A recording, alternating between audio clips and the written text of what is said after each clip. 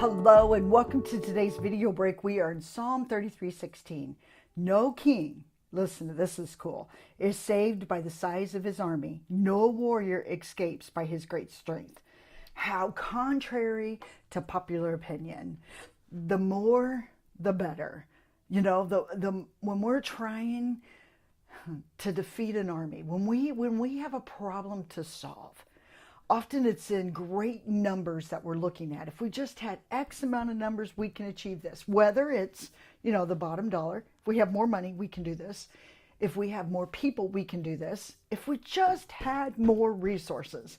That's what, this passage is screaming. Turn it upside down. Contrary to popular opinion, when our eyes are focused on the resources, they become the stepping stones to where we're headed. And so when the resources start running thin, we give up.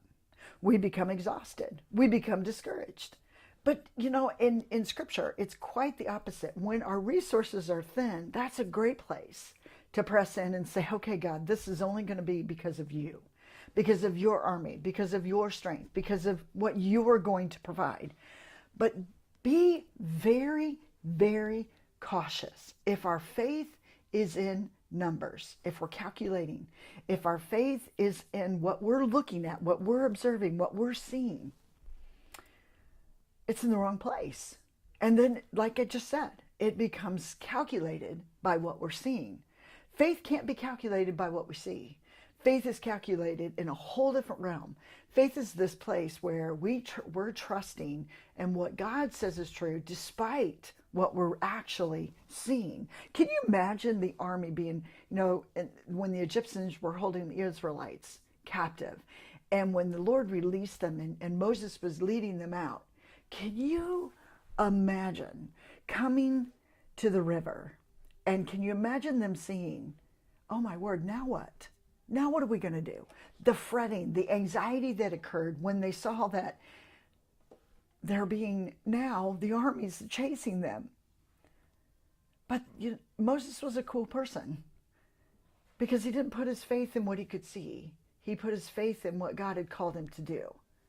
He put his faith in what God could do. And so I can't help but to think that's why, Paul said, I can do all things through Christ who gives me strength. But oftentimes we're not looking at all things through Christ.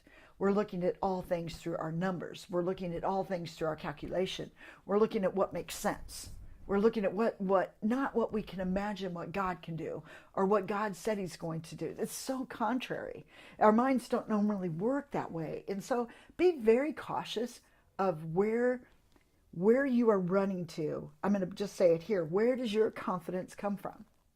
And if it's coming from what you can calculate, what you're looking at, what you're seeing, then that's what you have.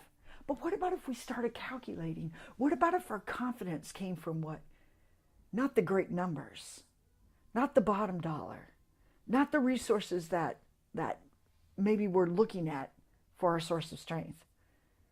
But according to this, no king is ever saved by the size of his army. Take that to work.